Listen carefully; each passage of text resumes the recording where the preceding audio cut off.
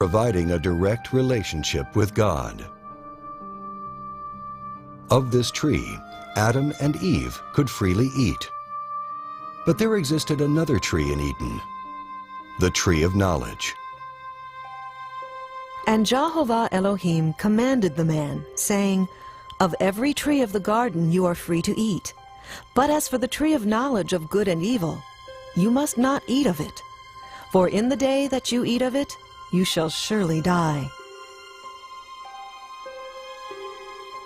It is clear that the tree of knowledge was forbidden to Adam and Eve, yet they were tempted by the one thing in all of paradise that was denied to them.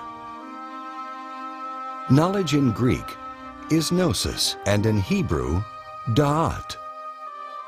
Da'at is the hidden sphere found in the Kabbalah, which traditionally is never spoken of or revealed. Da'at, gnosis, is the science of the great arcanum, that secret knowledge which has been hidden from humanity for ages. However, close examination of the use of the word knowledge in the Bible gives strong indications of the nature of da'at or gnosis. Adam knew his wife again, and she bore a son. The maiden was very beautiful, a virgin who no man had known. It is clear to the observant reader that knowledge in the Bible relates to sexuality. Hence, the tree of knowledge, da'at, gnosis, is a direct reference to sexuality. What then is the purpose of this reference to sex and its role in the fate of Adam and Eve?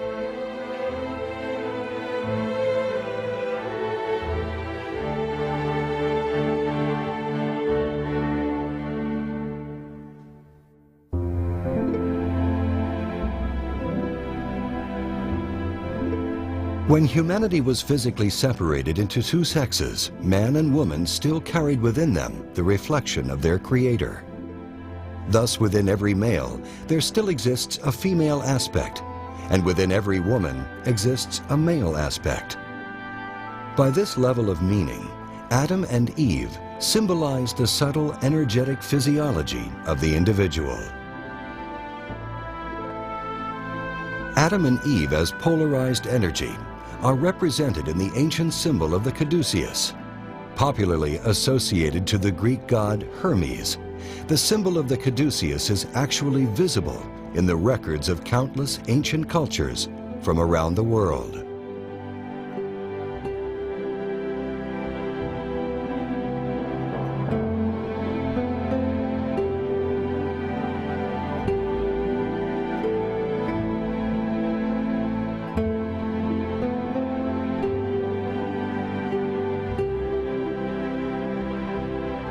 The two serpents have always symbolized the masculine and feminine energetic channels that wind up the spinal column.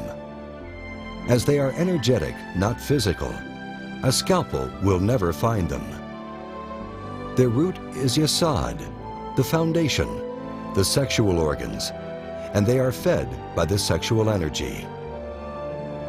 These two channels of energy are called Ida and Pingala in Sanskrit. In the Kabbalah, they are called Od and Ob, and in esoteric Christianity, they are called Adam and Eve. In the Bible, they are also called the two olive trees and the two candlesticks standing before the God of the earth. The two serpents wind up the spinal column of the physical body. The spine is most often symbolized by a staff or a rod. The spine is the staff of the master and the central column of the human temple. The column stands upon the foundation stone, yesod, the sexual energy. The spine has 33 vertebrae, symbolized by the 33 years of the life of Jesus of Nazareth and by the 33 degrees of the Masons. On either side of this rod, the spinal column, are two serpents. Pingala is the masculine aspect, Adam. Ida is the feminine aspect, Eve. It is the energy of Eve in our psyche that pushes for procreation. When Eve is tempted to eat the fruit of the tree of knowledge, this is a symbol of humanity desiring the fruit of sexuality, children. Until this time, humanity was not allowed to have children on their own. They were not allowed to eat that fruit. And the serpent said to the woman, "You are not going to die, but the Elohim know that as soon as you eat of it, your eyes will be opened, and you will be like divine beings who know good and bad." Tempted by the serpent, human beings chose to procreate of their own will. In their innocence, however, they did not realize that the laws they were given were for their own good. Learning to procreate without the guidance of the Elohim led to the discovery of the orgasm.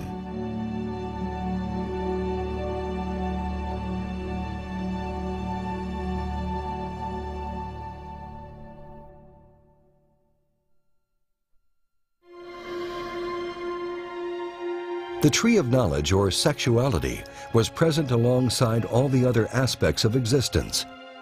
It is even recognized as an important presence in Eden, alongside the tree of life. And in the tradition of the Kabbalah, these two trees are said to share the same roots. However, unlike any other tree in Eden, Adam and Eve were only allowed to enjoy the tree of knowledge without indulging in its fruit. For as soon as you eat of it, you shall die.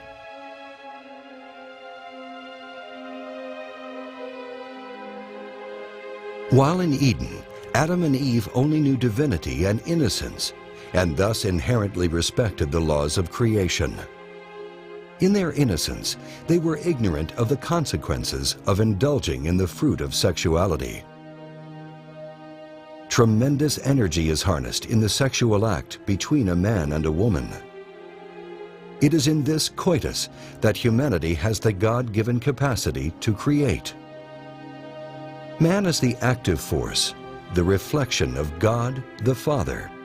Woman as the receptive force, the reflection of God the Mother, and sex as the force that brings them together.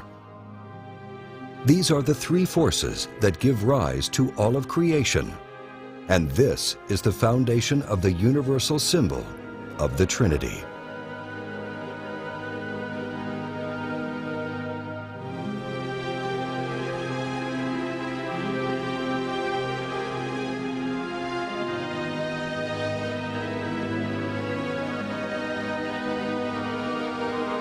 The Trinity is a unity of three that express as one.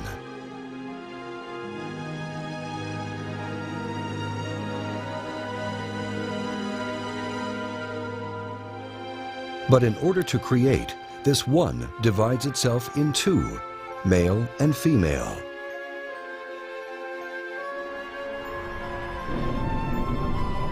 This is the mystery of the Holy Spirit, the fecundating fire of God, symbolized in India as Shiva Shakti, the creative and destructive power of God.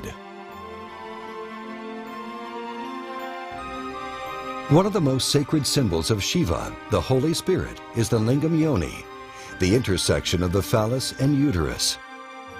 The same symbol is found on the other side of the world, in the alchemical tradition.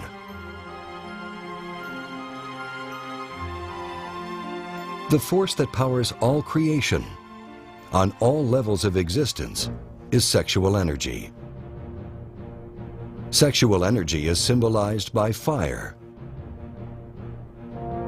by water,